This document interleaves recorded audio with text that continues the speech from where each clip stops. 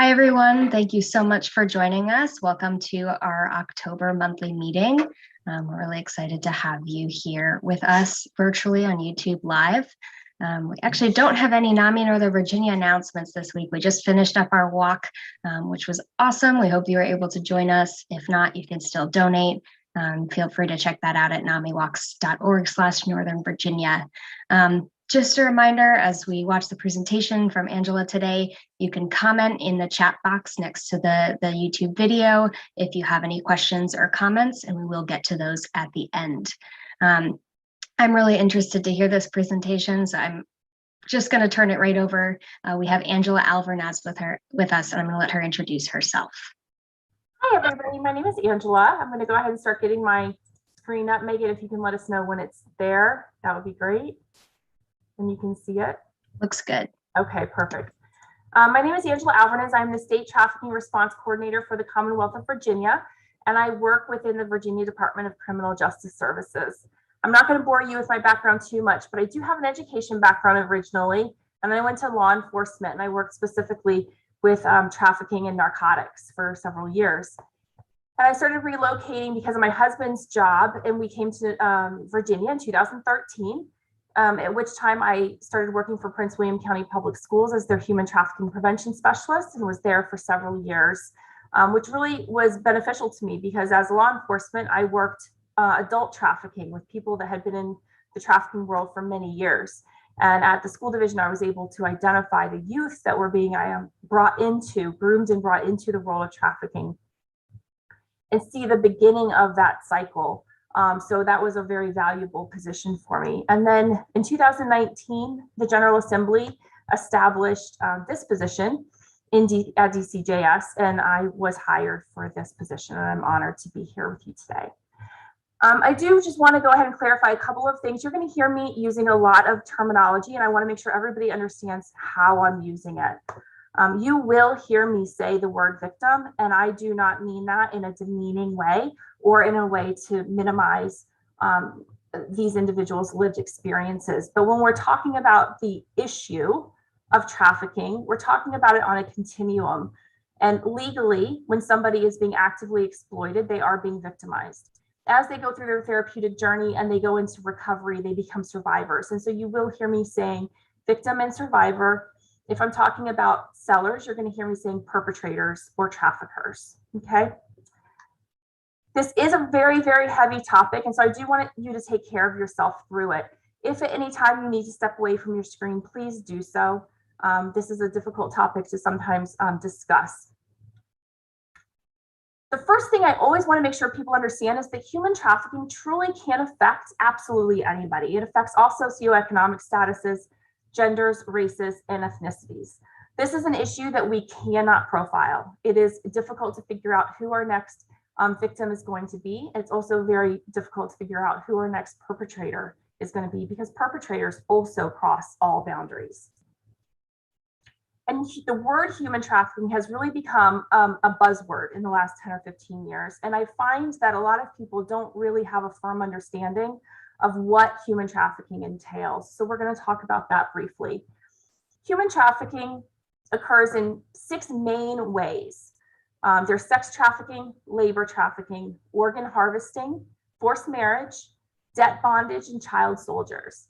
Now, if you were to break those 6 main types down even more, you would come up with somewhere around 25 different types of trafficking worldwide. Here in the United States, what we see most often is sex trafficking, labor trafficking, and debt bondage.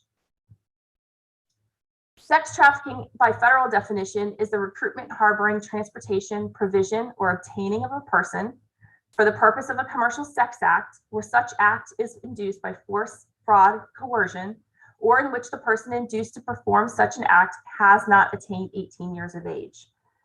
Labor trafficking is very similar, except that instead of selling the person for sex, they're going to be selling them for forced labor or other services.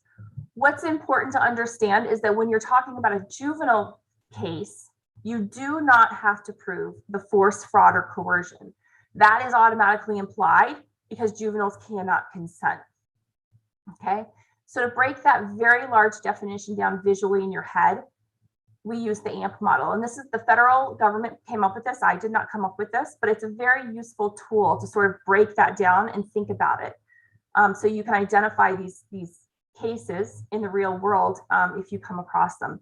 So the action is just various ways of obtaining a person or getting them in your care, your custody, your world, right? The means is using force, so physical force, fraud, or coercion. Coercion is convincing somebody to do something through the use of threats, and for the purpose of either commercial sex or labor and services. Virginia's definition is a little bit different, and I'm not going to read this entire thing to you, but what I want to pull out of our definition is the part that says it's to engage in prostitution with the intent to receive money or other valuable thing. So there's a misconception that trafficking is strictly an exchange of sex for money, for cash, for currency. And that's not the case. It's anything of value, and the value is placed by the victim. So it can be, I'm going to exchange sex for food, shelter, clothing, transportation, drugs. You're holding my documents, my citizenship documents, you're holding my driver's license, right? So whatever that thing is that I value, if you're forcing me or causing me to feel that I have to engage in commercial sex to obtain that item, that is trafficking. We have numerous types of control occurring in Virginia. Sex trafficking, we have gang control trafficking, with MS 13 and 18th Street being the two most prevalent gangs as of, this says 2020, but they still are the two most prevalent gangs that we're seeing gang control trafficking within Virginia. Family control trafficking occurs throughout the Commonwealth, and that is when a family member is trying to obtain money for, a variety of things. It could be food, shelter, and clothing for survival. It could be the parent is drug addicted and they're trying to get money, for that next fix. And I've also seen families who have trafficked their children and their nieces and their nephews because they have a sex addiction or a certain type of fetish.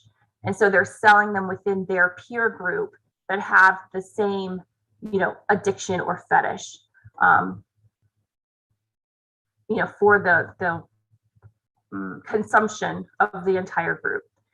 And then you have pimp control trafficking, which is also known as non-gang control trafficking, which is an individual who's just not affiliated with a gang who's selling that person. Within labor trafficking, these are the areas that we see labor trafficking in most often in Virginia, which would be domestic servitude, construction, agriculture. When I say hospitality and services there, I'm thinking of a lot of different things. So that could be nail salons, that could be somebody who's in the maintenance staff or the housekeeping staff of a hotel. It could be a restaurant. So a variety of different hospitality and service industries we find labor trafficking in. Massage really becomes its own category with the IMBs, the illicit massage businesses. And that is a place where they typically you'll walk through the front door and you'll be in a foyer, and in front of you in that foyer there's a locked door. Sometimes it's just a wall, sometimes it's a one-way mirror, and there's always a camera in that area to detect whether or not you're law enforcement. These are typically cash-only businesses, so oftentimes they will have an ATM machine on site so that the buyers can withdraw money, and then on their statement it just shows an ATM withdrawal instead of the name of the business. And then there's a couple of different models with this. Some of them do give massages combined with sexual activity, and some use the massage strictly as a front, and they are more like brothels, just offering sexual activity without the massages. So there's a couple of different models. We are often seeing these businesses owned by Asian owners, and they're importing Asian individuals under the guise of being, you're going to come over here and you're going to be able to earn massage licensure and have a job. Debt bondage can be attached to either sex trafficking or labor trafficking, but we see it most often attached to labor trafficking in Virginia. And that's when the trafficker will say, for 3 months, I provided food, shelter, clothing, and transportation for you. And so for that, you owe me $5,000. And to pay that off, this is what you're going to do, right? So then they start selling the individual. We're going to talk about sex trafficking the rest of the time, so I'm just going to say for sex. that individual feels like or believes that the money they're making is going to be applied to that debt.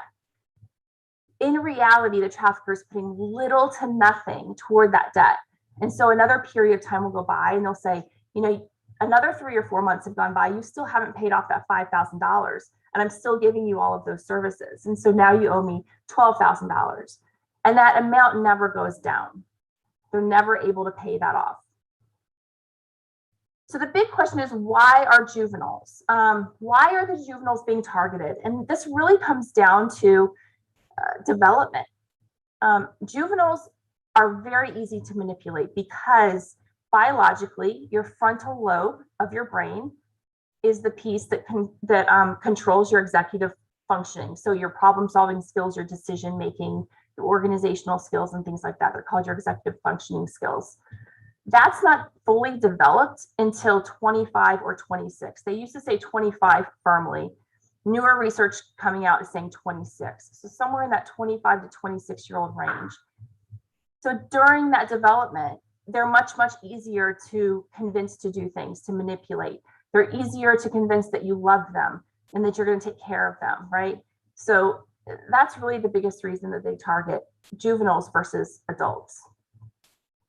Adults can be brought into this as well. The big question then is, how does this happen in the United States, right? What does this look like? And there's a misconception that this is happening through an abduction scenario. This really, for the most of our cases, is not an abduction scenario. Once in a very, very great while, you may hear of a situation like that. But the majority of these cases are happening through a relationship building process called grooming. The trafficker is first going to identify who they want to connect with. This is not random. This is the trafficker figuring out who they think that they can manipulate well and control, and that's the person they're going to go after, okay?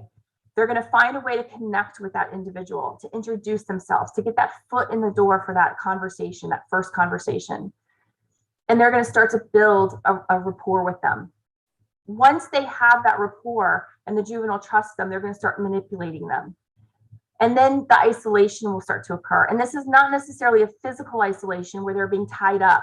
This is mostly a social isolation where they're being removed from their natural support system. And they're spending more time with the trafficker and their associates.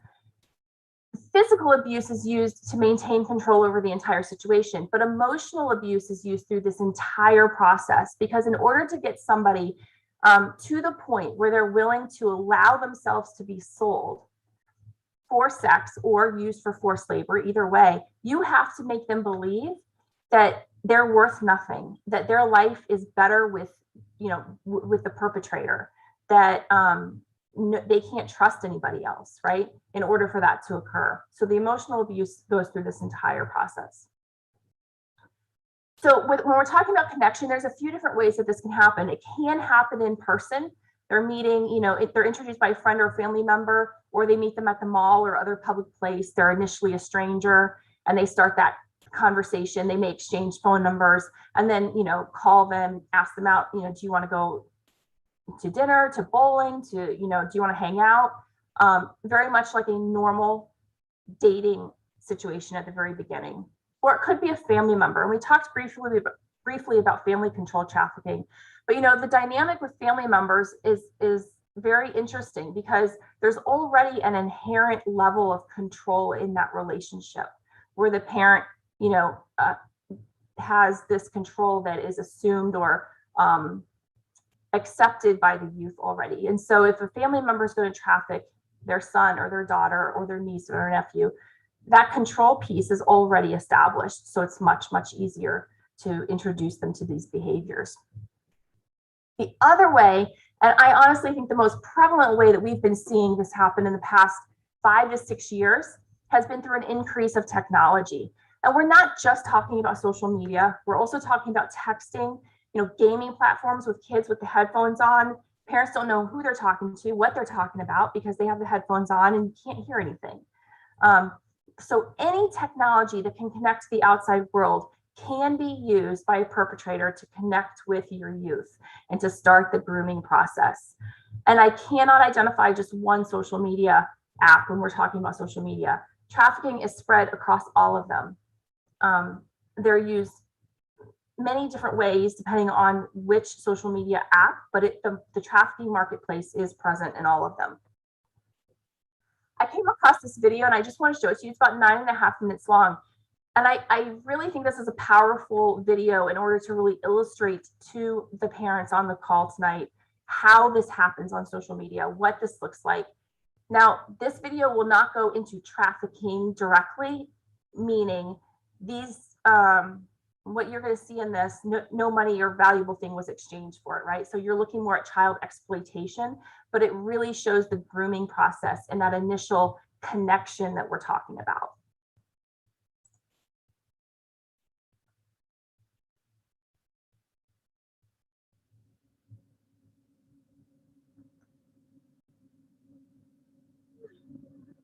I never thought I would be chasing child predators.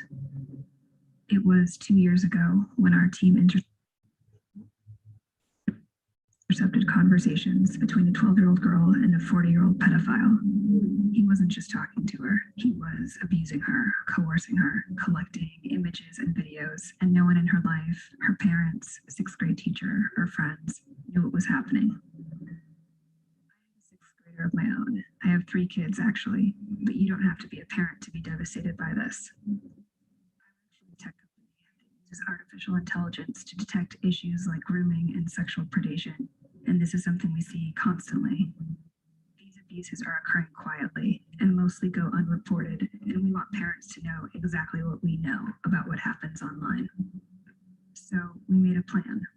A man has been arrested for allegedly raping a 15-year-old and met over Snapchat. Instagram has become the #1 social media site at the top of the free download. We've also seen firsthand the predatory symbiotic relationship that exists between Instagram and Snapchat.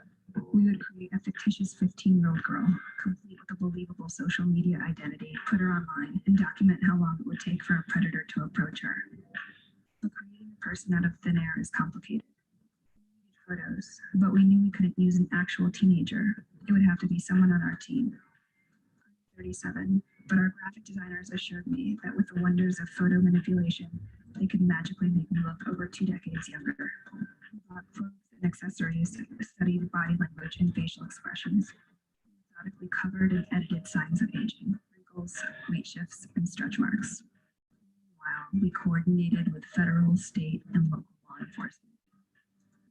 Built a story around her, a history, a family, a social circle. She was born in 2004 and as a sophomore. Recently moved to Indiana. Online accounts for Libby prominently displayed her age and posted typical teen content. We even created virtual friends for Libby who would comment on her posts.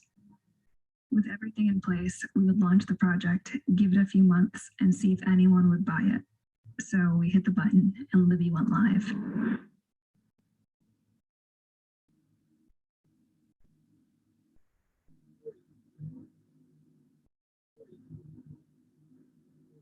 Within the first hour of posting on Libby's accounts, 7 adult men contacted her. By the end of 9 days, that number was 92. The conversations ranged in severity from making sexual comments to sharing and requesting explicit photos and videos to manipulation and threats. The onslaught was so massive, it took 5 of us playing Libby full-time to keep up. We decided to move off-site where we could scale up the operation and gather as much information and evidence as possible. Since Libby is 15, men might try to falsely justify their actions towards her because of her proximity to adulthood. Would parents question, where's the bar? Would a 13-year-old face the same barrage of predators? A 12-year-old? How young could it possibly go? The graphics team transformed me into 11-year-old Bailey. Bailey is afraid of the dark. She hasn't had her first crush yet. She's still prepubescent. A parent would assume Bailey would be insulated from any sort of predatory attack. Launched our 11-year-old persona online. 444 and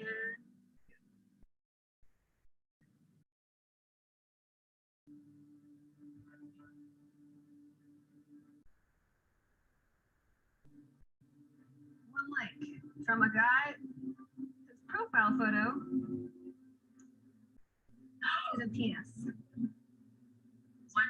So let's say 1 minute and 7 seconds. We have a message request. Although this, sorry, 2 more requests just came in. How much time? 1 minute and 40 seconds? Yeah. How old are you? You go to the profile, you know that that is a child. It also says in the profile that the child is in 6th grade. Another one. It's just lighting up, like the inbox is just boom, boom, boom, boom.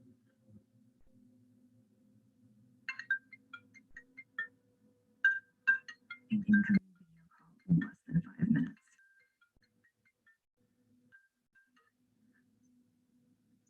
I can't see you. Don't be shy.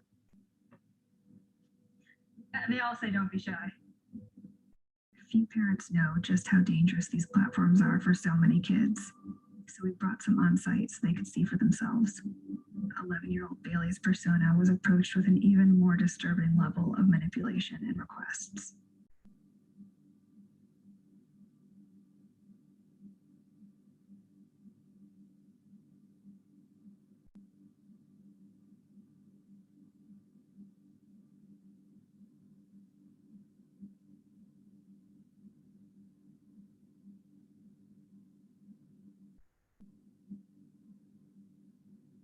While the majority of the abuse happened from a distance, our child profiles also receive requests to meet up in person, especially our 15-year-old persona.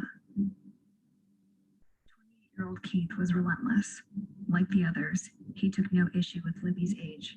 He shared explicit videos of himself. He treated the virginity of an underage girl as a prize to be stolen. It was a tough decision, but if Keith wanted to meet Libby in person, we would let him. We synced up with our law enforcement contacts. Within 24 hours, we were on the ground and ready to meet. We already had evidence of what he had done online, but was he willing to carry things out in real life? We knew 37-year-old me attempting to pass for 15-year-old Libby would be a challenge. But I'd wear a hat, a lot of makeup, and a big sweatshirt and see if he showed up.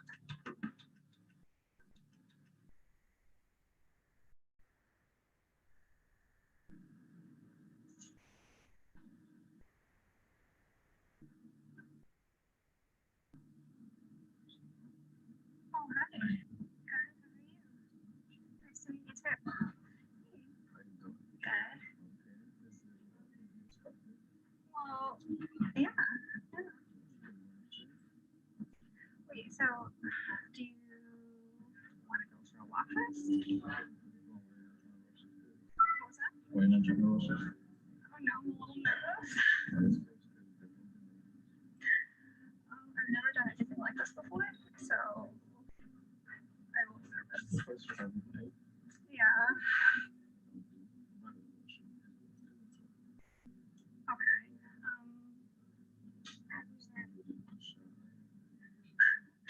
Are you okay with me being 50?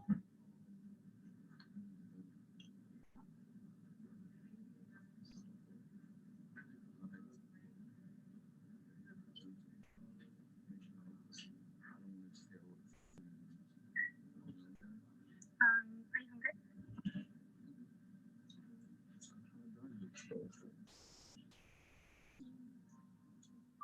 Cyber tips coming in from the National Center for Missing and Exploited. Mark turns over these potential child predators to the National Center for Missing and Exploited Children. Using the app has led to arrests like this one in Florida last year. The brutal reality is that a predator doesn't have to be in the same room, building, or even country to abuse a child. Libby and Bailey may not be real, but they represent countless children who are being sexually and psychologically abused, both online and in real life. I think about how I would have felt as a young and impressionable child. I would have kept the abuses to myself for fear of being shamed and blamed. I would have suffered with it secretly and quietly. Hi, did you have a good day? Yeah. Can I ask my phone? Yeah. I was wondering, so in 2 more days you're gonna come back? That's right. Okay. I love you. I love you too. Our work has led to numerous arrests, but it's a drop in the bucket. Our work, nor the work of law enforcement or legislation, will ever be able to protect children as well as engaged parents and guardians can. When asked, my advice for parents is to talk to your kids early and often. Know what apps they're using and with whom you're communicating. When facing crisis, kids need a soft place to land. Make sure they know they can come to you for help.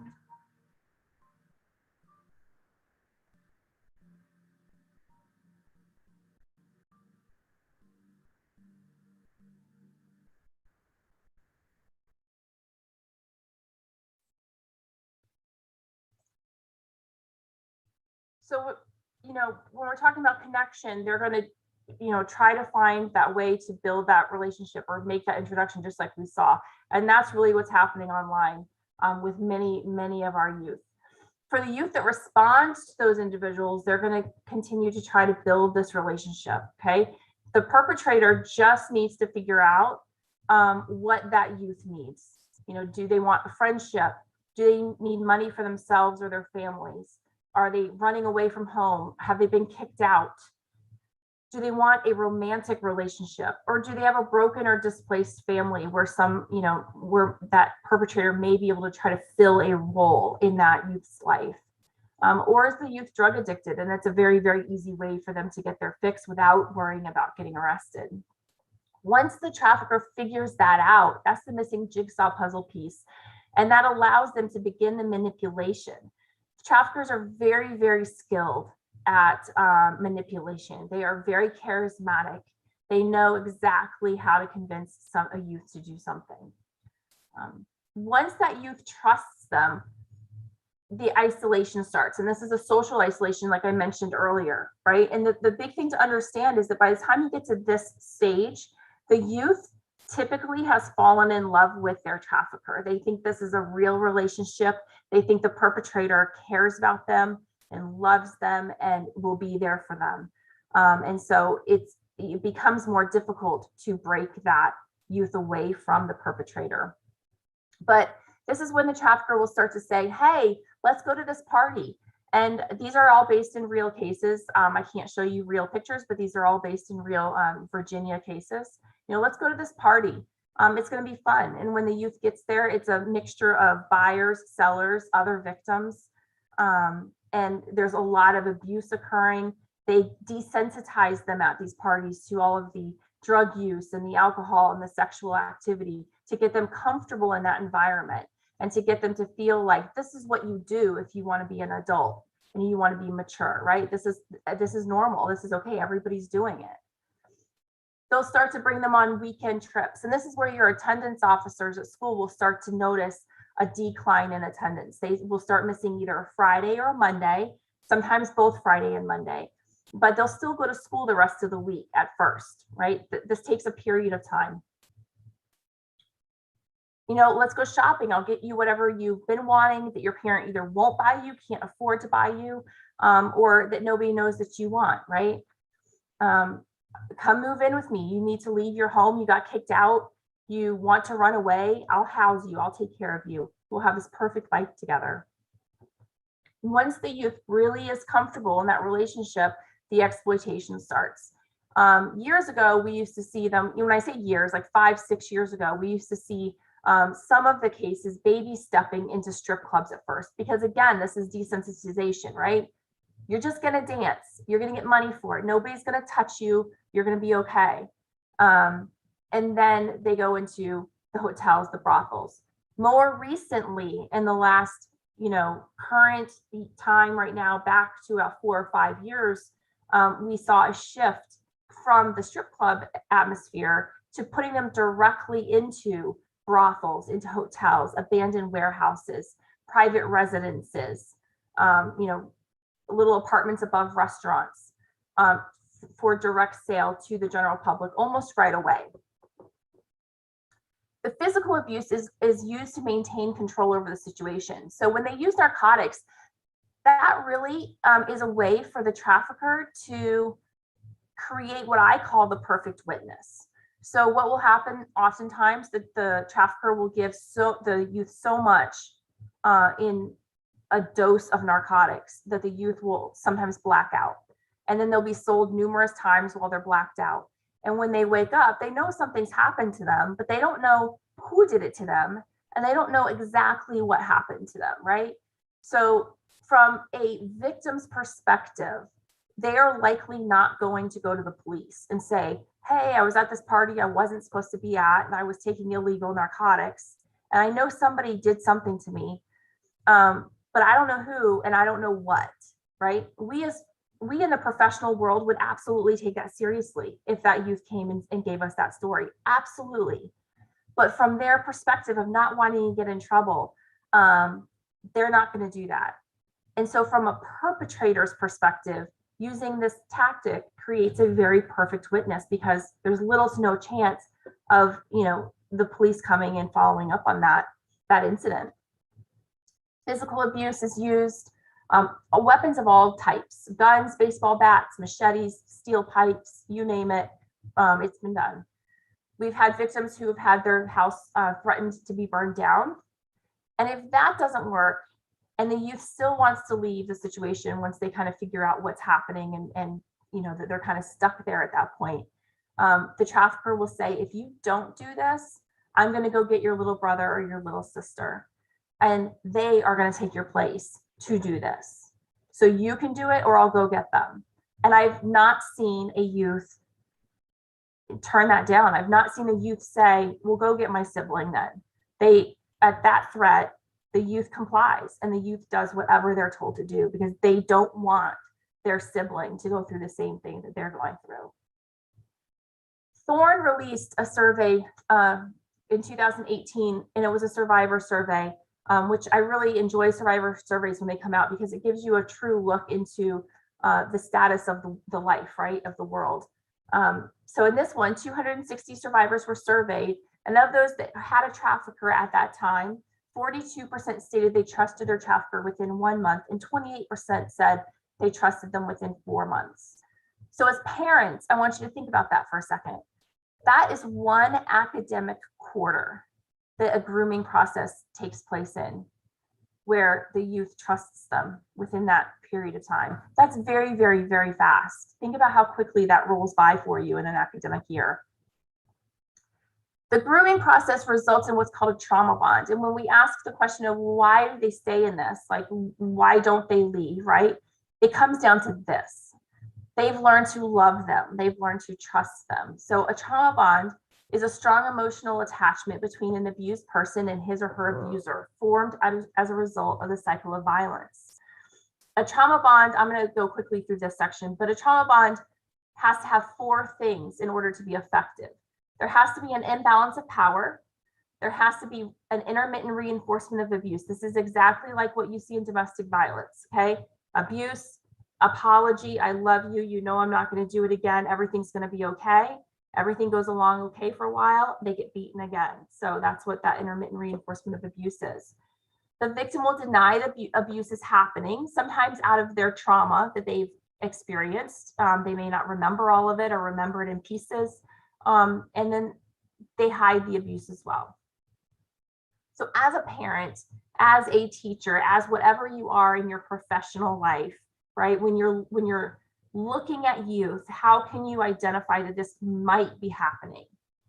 When we're looking at physical and behavioral indicators, you'll often see scripted answers and responses. The traffickers tell them what they're allowed to say and what they're not allowed to say.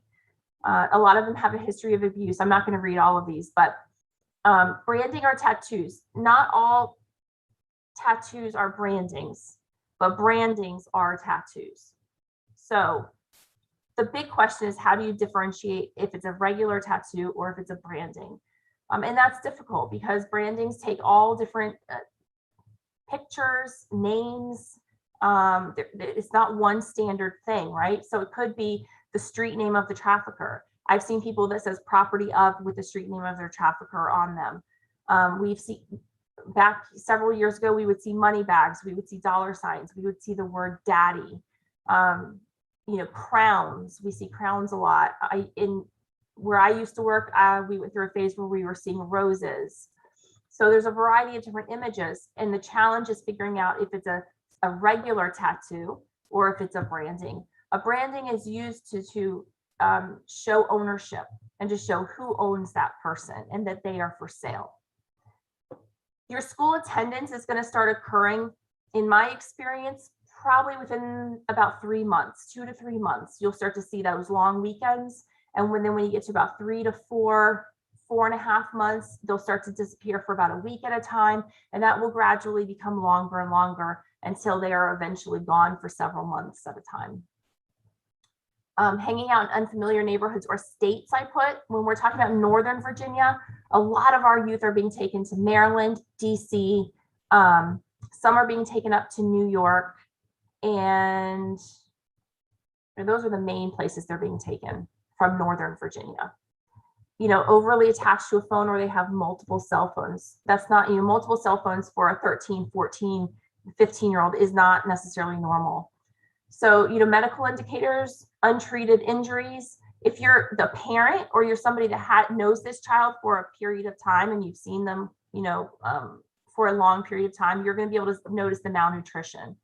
You're going to be able to notice the fatigue. And when I say fatigue, I don't just mean I went to bed late last night. I mean, this is an emotional fatigue that drains you and you almost look broken, emotional. It's not just like a physical fatigue. It's a like your soul is tired as well. Mental health, 100% of these cases have complex PTSD. In addition to all of these other items, fear and anxiety, self-harm is very common. Panic attacks I see quite often, and they don't trust others. It's hard for them to believe that somebody in an authority position can be trusted. Now, when we get away from trafficking a little bit, there is an issue that intersects trafficking, and by itself, it is not a trafficking situation, right? So by itself, nothing of value is being exchanged, but we are seeing sextortion rampantly within our middle and our high school populations in Virginia. And there's a video, Megan, I didn't see your comment until it was too late on the other one, but I'm turning my volume up some more. This is a video by the FBI. It's very brief, and it explains sextortion very clearly for you. Sextortion is when an adult coerces or entices a child to produce a sexually explicit image of themselves and send it to them over the internet. Once the offender gets a single image of a child, typically they'll use that image to coerce the child to produce more and more under threats of sending that image to friends at school, names on a contact list, or even the parents. Any child can be a victim of this crime, whether they're on the honor roll, whether they're a star athlete, boys or girls, but we have to encourage them to make smart decisions when they're online. Individuals who are conducting this kind of activity have multiple online profiles. They can pretend to be a 16-year-old boy or girl. They can pretend to be anyone, especially in the online gaming environments where they're offering cheat codes, they're offering access to coupons, or to get further advanced in a game. So it's really important to have your guard up, to know that if someone who's contacting you saying that there's something, there's a good chance they might not be. They're looking to get access to you, they're looking to talk to you, and they're trying to encourage you to produce imagery so they can use that imagery to coerce you to produce more. Many of our victims tell us that they feel that there was no way out. They thought they were going to get in trouble. It's really important for victims to understand that they are not in trouble. This is an adult who's in trouble, who is coercing them to do this kind of activity. So it's important to reach out to a trusted adult or to law enforcement so we can end that cycle of victimization. Gone are the days when we told people to keep the family computer in the living room so that the parents could keep an eye on them. Now with kids with tablets and smartphones, many times they're having to make those really hard decisions when they're not under the watchful eye of their parent. So having those good conversations about what's appropriate behavior is more important now than ever. The process of sextortion really has a similar physical and emotional toll on our youth as we see in trafficking. And so I want you to watch this video. This is a sextortion related one, but you'll notice the way that she deteriorates both physically and then if you watch her eyes, the emotional toll as well. And that's very similar to what we see in our trafficked youth. But this is it kind of shows you, illustrates what a sextortion case looks like. Hi, Zach. Here's another video from our special guy. I can't believe we haven't talked all day. I wish you went to my school or closer so we could finally meet. Check it out. In an hour. Don't spend too long on the phone. Okay.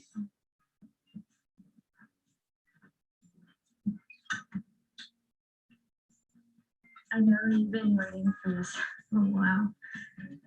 I wanted to give you something special.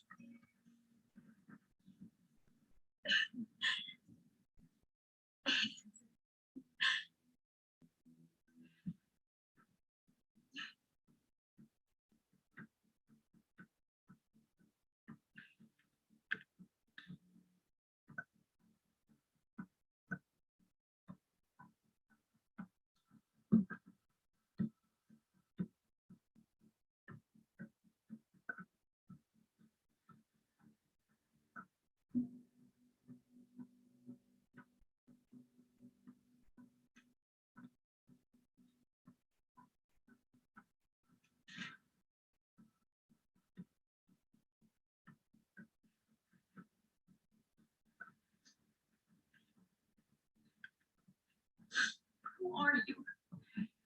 Why are you doing this?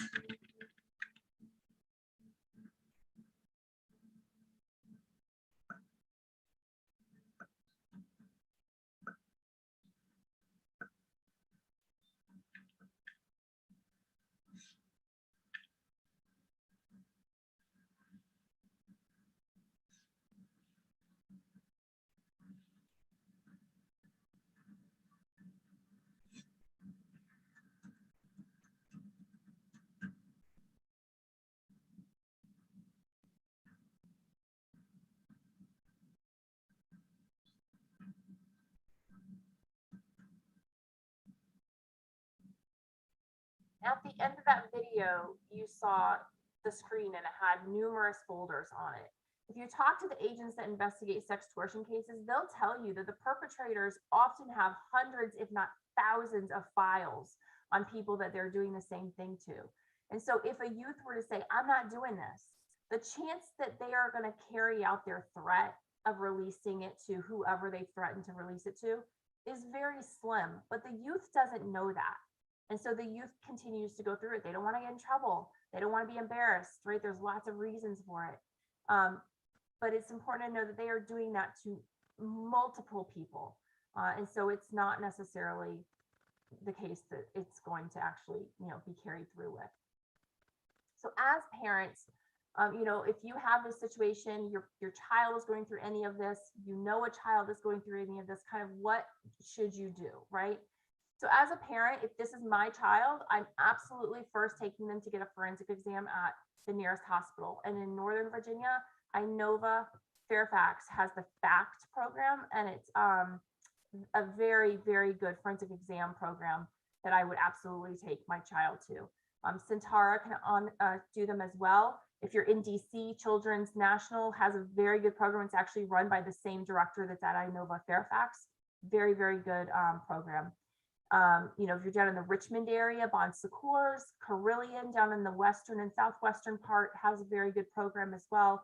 But I know most of you are probably in Northern Virginia, so I would go to Inova Fairfax. They will probably call CPS. If it's not your child, then you need to call CPS. It's a mandated reporting situation. Trafficking is included under child abuse definitions, and so we do have to report it. And then I would let local law enforcement know. Again, if you go to the forensic exam, they're going to notify law enforcement for you as well. So they're going to help you with all of that reporting. Another resource for you as parents would be the Virginia Human Trafficking Resource Guide that's on our DCJS website. And that has a listing that I try to keep current of all of our specialized providers throughout the Commonwealth and what region they serve. The National Center for Missing and Exploited Children is not just a valuable resource if your child's missing. It is also a valuable resource for advocacy and social service assistance. So if your child does go missing, is being trafficked or anything like that, you can absolutely call them and ask for the family advocacy division. And they will walk you through, what to do, resources that can assist you. That's a fabulous team over there. And then finally, you can call the National Human Trafficking Hotline and they will notify law enforcement as well. But a lot of this comes to prevention and preventative planning. And so I just want to just give you some thoughts about safety planning with your youth. One of the things that I hear a lot from parents is, I can't look at my child's phone. It's an invasion of their privacy.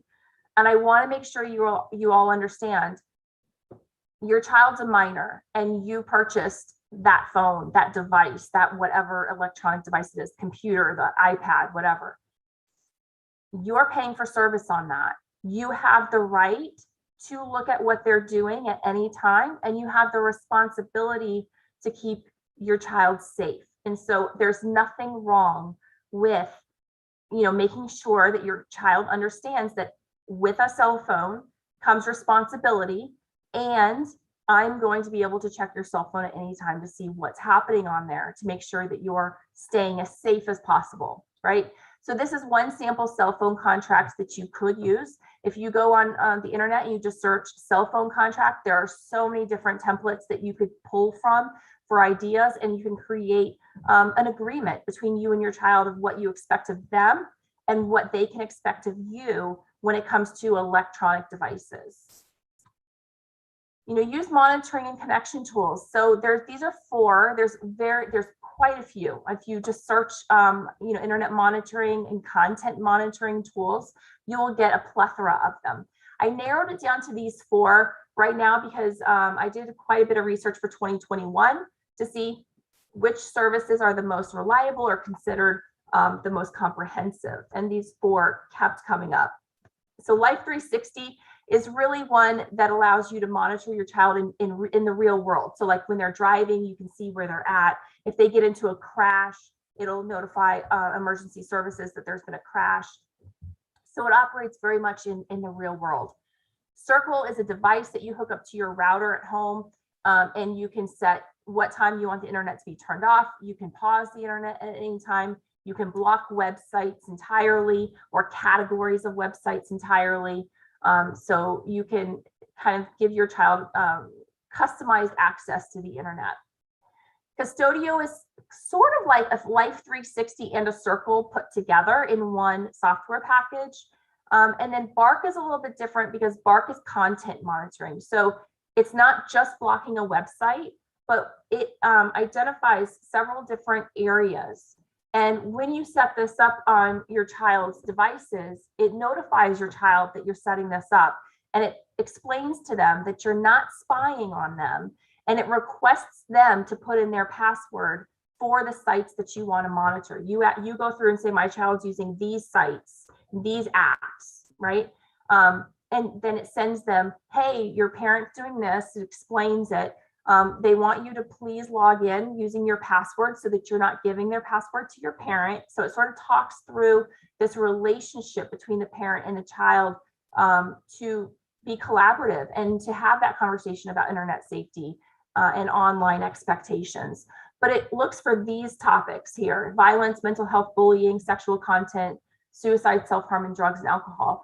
And if any of those topics are identified by their AI in any of the platforms that you've connected it to, it will send you as the parent a notification with a screenshot of whatever that is. So you can then look at it and decide if you're concerned about that or not, right? So one funny one that comes up, I use this for my kids, and one funny one that comes up for me, just as an example, is one of my girls loves to cook. And so she's always getting all recipes emails. And so I always, without fail, get a drug and alcohol related alert, and I open it up and it's an all recipes email. And one of those recipes has alcohol in it usually. So just kind of a funny, lighthearted example, but I'm actually able to look at that email and say, okay, I know what that is. I'm okay with that. But if you were to get a text message or an email or something from a predator who's trying to connect with your youth, who's trying to groom your youth, you would be able to actually see the conversation and see what is being said, okay, which would be very useful for you.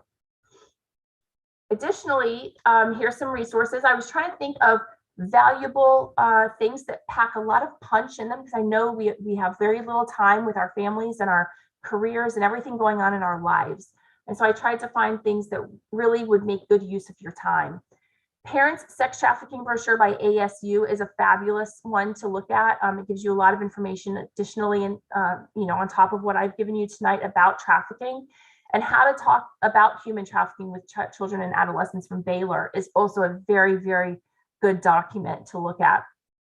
Net Smarts and Kid Smarts is done by NCMEC, and it's a really good interactive curriculum or website. It has activities on it, has videos on it, and it scaffolds from elementary school level. We're talking about basic internet safety all the way up to about high school, talking about sextortion. And so you can use that with your child throughout their lives. Protect Young Eyes, Fight the New Drug, and Wait Until 8th are really good parent resources for you in order to just really think about this topic a little bit more in depth and critically, and it gives you some additional resources. As far as internet safety resources, the ones I've listed here are good sites where you can go and you can look at, you can find an app or a website and get a review of it and have it help you make a decision whether or not it's something you want your child on.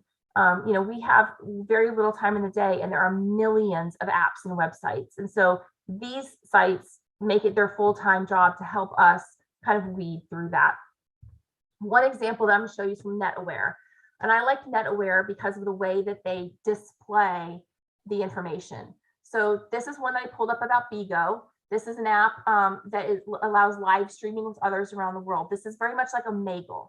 So Omegle is another one that I would not, in my opinion, for my children, I would not let them use it. Bigo, it says that it's for 18 plus, and then it says kids use this too. And if you go down on the screen, it'll say they play on it and they connect with others on it. And then it gives you the visual of, on a scale, like it looks like a gas tank. It goes from red to green on the other side. So this one's all oranges and greens for all the categories. And I clicked on poor, so it gives it a poor rating. I clicked on the hyperlink for poor, and then you get this pop-up that explains why NetAware feels that this is not a safe app for children under the age of 18, what it does, and the reason that it's unsafe.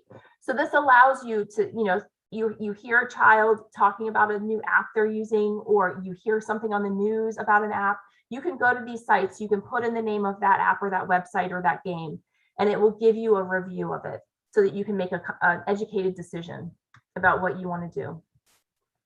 And finally, this is again by Bark. I am not trying to sell them by any stretch of the imagination, but they came out with a 1.5 hour documentary that expands on the 9.5 minutes that you watched with me today. And it's a very, very enlightening documentary about how social media and internet has really changed the landscape of our world and our children and the way they interact with the world, and the good and the bad. And so I would highly recommend that you take a little bit of time on a different evening and just look at this. It's on YouTube. I will send it to Megan. I'll send the PDF of the slides, and that will be activated for you on the PDF of the slides. But you can also just go search it on YouTube, social media dangers documentary. It will come right up for you. Or I believe you can also go to childhood 2 movie, the number 2, childhood, the number 2 movie.com, and you can get it directly there as well. And with that, I want to open it up to questions, and I'll just leave my contact information up for you while we go through questions. Wow, Angela, thank you so much for that really important information. And I was just thinking how that video was very powerful, hard to watch, but really important. So thank you so much for sharing this. I just want to remind everyone that the chat box is open. If you have any questions, we'll take a couple minutes to have Angela answer any questions that you have. I actually have one to start, if you don't mind, Angela. So I know a lot of the people who tune into these types of videos might be parents of a child with a mental health condition. Is that something that could potentially put a child more at risk of something like this? Absolutely. It is not unusual for traffickers to try to target children that have mental health concerns. They feel that it makes them easier to manipulate even more than, a child without a mental health condition, but still trying to fit something into their life. So absolutely. Good to know. And the other thing I was thinking about as you were talking about some of these platforms for monitoring the content, do you have any advice for parents on how to talk to your child about why they're setting this up, or just sort of, I know sometimes teens especially might be very concerned about their privacy and not want to share that content with their parents. Do you have any suggestions for parents on that? I'm honest with my kids, and I would say honesty is the best policy with this. You know, sit them down and explain what your concerns are at an age appropriate level, and say, I'm not spying on you. Those tools do not allow you to spy on them. It doesn't let you see everything they're doing. It only flags the things that are of concern. And so, you know, I explain to my kids what I'm concerned about, the dangers to them, and that I want to make sure that they're safe. And then, you know, explain to them, I'm not spying on you. It's only going to show me what things pop up that are concerning. And if it's nothing, then it's nothing. And we all go on with life, you know, but if it's something, then I'm here for you and I'm going to walk you through it, and we're going to make sure it gets taken care of before it gets out of hand. And for me, that's been that's worked. And, you know, my kids are only 13, they're not 15 or 16 yet, but that's worked for me. And I think that if you establish that early, the families that I know with older teens that established those guidelines when they were adolescents and preteens and their tween years, right, what we call their tween years, their kids have just understood it and they've just grown up in that environment. And so it's not been a fight. So I think honesty and openness is the best way to go. Awesome. Yeah. And I noticed that the one looked at mental health too and raised flags about mental health. And I know a lot of our parents are always questioning, well, how do I know if there's something going on with my child's mental health? So that's another way to know that as well, which is interesting. So we did have a question come in. Someone said, as a survivor and human services student, how can I go about becoming an advocate and helping these girls? Where do I start? You know, go to the Virginia Human Trafficking Resource Guide that's on our website, and I would look for the organizations that are under case management, residential treatment services. Those are probably the two best ones to start with, and see if they need volunteers. Most of them will need volunteers, and it's a good way for you to get that foot in the door. And many of the people that begin as volunteers and interns in those places work their way into full professional positions with those organizations, and then can transfer around to different groups from there. You can email me if you need more help. Awesome. Thank you. I'm going to give it one more minute to see if anyone has any other questions coming in, but just want to remind everyone, Angela's going to send me the materials and we will send that out in our newsletter. If you're not on our email list, feel free to contact us, info@nami-nova.org. We can get you on that email list and make sure you get the resources from this. This event is recorded, so if you missed part of it or want to go back and rewatch, it'll be available on our YouTube page for viewing at any time. And I don't see any more questions come in, and I know we're just about to hit 8 o'clock, so nice timing. I want to thank everyone again for joining. Thank you so much, Angela, for this important information and this discussion, and I hope everyone has a great rest of their evening. Thank you. All right.